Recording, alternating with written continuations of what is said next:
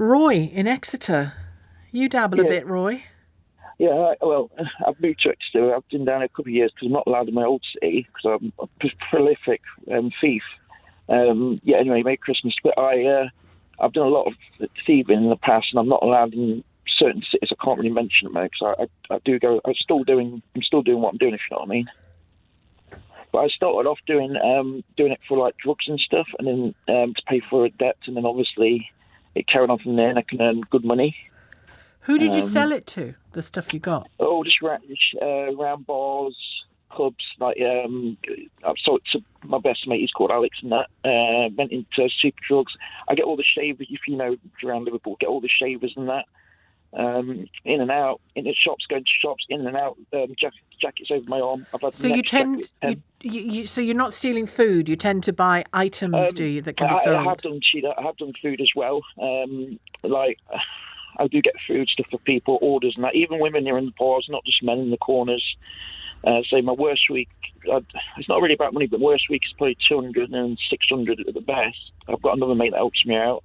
I used to do. I don't do individually though. I don't do markets. I used to do markets and get 500 or 600 in a tin. You know the cans of tins on the market. You know with the cashiers. Yeah.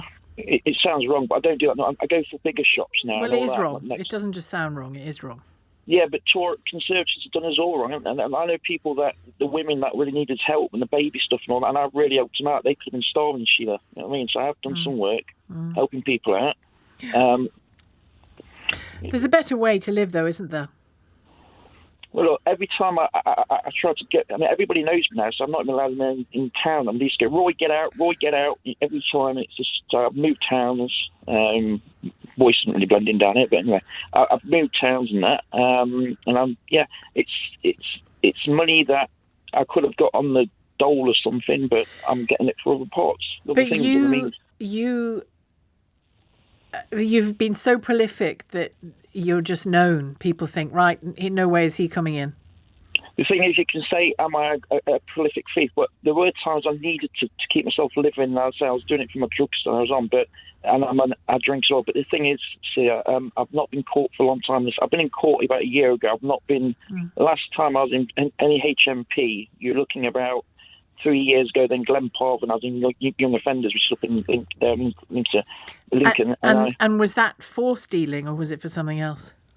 Yeah, I'm not a violent person. If they say get out, I get out. Because I'm not violent. It's just more. There's no feelings behind it no more because it's bigger businesses. I know they corrupt a lot of these businesses. I'm not being rude, but I've done a lot of research. But what you're doing, Roy, is you're unless somebody is starving and really hungry and wanting something for their kids, where I would understand stealing, you just can't condone what you're describing. If we're good, I don't condone it. If I had another option, if somebody on the radio gave me a job or something, I'll take it because if I could do it. But the thing is, Sheila, is this. If we break down everything, we know there's a lot of corruption going about in this country and the world at the moment. Nobody really cares no more.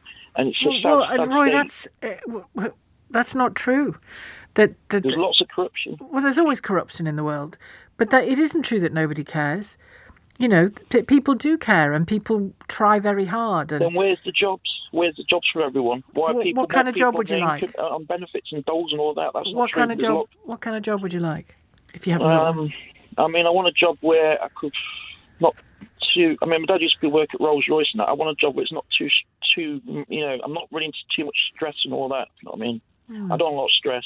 I don't like physical labour if I can help. I'm quite a person who doesn't like a lot of people around me either, so I'm difficult sometimes. I don't mind packing. I used to enjoy packing and stuff. That was at British Bakers. That's gone now. Don't do that all the time, but that was a job. But do you think you're just going to continue earning your living from stealing from other people until you get caught again? It's not really individuals, though, is it? It's more from the businesses. It's more from larger companies I'm doing it now, to be honest with you. It's not more kind of, you know... but it is people. Business is always people. I mean, they did want to string me up, to be honest with you. They did want to string me up when I was doing the markets, and they nearly caught me. And they said, if you come back here, we'll string you up. So there is a fear factor there still. But when you say it's big business, so it doesn't matter, big business employs lots of people, and if they have a massive dent in their profits, it's possible they'll employ fewer people. So it's not a crime that doesn't hurt people, is what I'm saying, Roy. Well, that's true. I'm going to think about it like that. That is true. But I can say this. I know people from school days, and they've not wanted what they got in their careers, and they thought they could have been paid more money now. The rates, the companies don't pay much no more. A lot more people are not going to work. That's noted. Do you? I mean, I'm noticing in our conversation that you are justifying it to yourself and to me quite a lot. I just wonder, do you ever feel bad about it? Do you ever want a more honourable life? I'd rather not do it. I'd rather not do it if I had another option. But it doesn't. I don't think about it. I just go to close my eyes and go to sleep. I don't think about it like that. I don't think about it like Do you think you're kind of hooked on it? Yeah, I mean, originally it was sorting out my drug problem. Now it's more kind of a living. My most is I can earn most of them made £1,000 a week, and I didn't pay no tax or nothing like that. And you might think that's being arrogant, cocky, whatever. But it's now more not getting over the drug situation, more of a comfortable situation, I'd say. Complacent, to see. I don't know. But you don't pay any tax. I don't pay any tax on it now, but I pay for other stuff, like I pay for other stuff, I go into shops and pay for beer. That's tax, isn't it, I guess? Paying for beer and things in pubs and shops. No more than everybody else is paying. How often do you earn £1,000 a week? I mean, on average, I was saying to your advisor there, normally between 400 and 600, and I'll probably do about 7 hours work from, putting in 7 hours in the whole week. So I'd rather do 7 hours of that than So should we say on average £800 a week? 40 hours a week. Yeah. I'd rather do that than 40 hours a week. That's what I'm saying. It's you can see why it's But is that a fair estimation I've come up with there, that on average you earn about £800 a week? Yeah.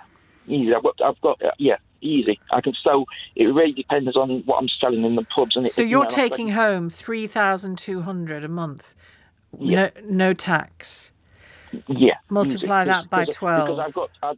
You're paying £38,000. You're earning £38,400 a year. There's more, Sheila. That's not to the penny every month. I'm earning good. No, money, I know, which is why I averaged it lower than your top. But I'm doing better now. I've got 2 cars and that. Well, you're doing something very wrong, Roy, to earn that money, and you're doing something very wrong by not paying your taxes. It's a risk you're taking. Nobody's taking the risk I'm doing. I'm taking a risk. I could be in jail. I could be anything. That's not to be admired, Roy.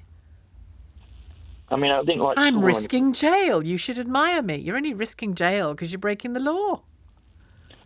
I mean, and stealing from people. A lot of people have ostracised me, to be fair. I would. Yeah, but it's Christmas and that.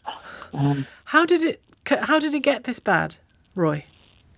That you have no. You don't seem to have any desire to have any honour in your life. I wanted to come out of it originally, but I won't call it bullying, but there is this chap who wants you always like this big lad called Alex, and he just constantly every week getting this, because he's now addicted to what I'm getting him for the prices. So I'm not going to mention no more than that, but he's a big lad, and he's told me he wants this every week and every. So it's a situation now where I have to get these orders coming in. I have to get this, I have to get that, and it's people can see now taking advantage, and it's because they know where I live.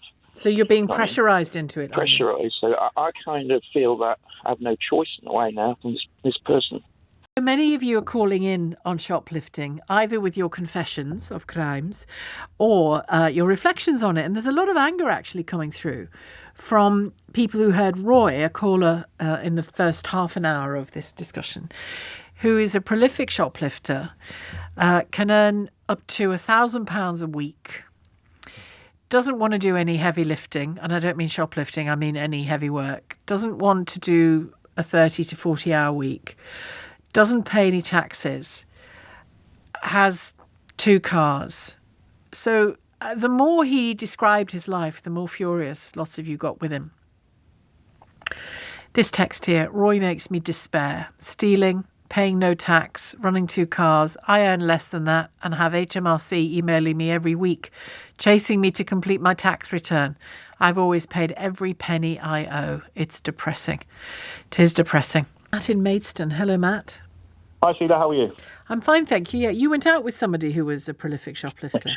I did indeed, yeah. And I think what's interesting is the last caller just epitomised some of the same sort of issues or mindset, and that's the deflection or just pushing away any responsibility for the action.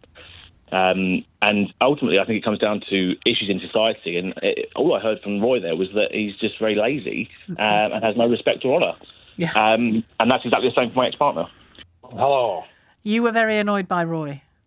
That's infuriating, even to listen to it again. Sorry about that. He's trying to justify it, but you can't justify stealing. I mean, he says, it's from the big companies, but they'll reflect that on the prices for us. And he makes out that there's no work. As I said, I live in the Highlands. I have to travel 2 hours to get to my place of work, to do a 15-hour shift, to then travel 2 hours back. Right? There's work out there if you're willing to work. He's just obviously 7 hours, that's all he wants to do, and no heavy lifting. You know, it's unreal. Yeah. The arrogance of it was something else altogether, wasn't it?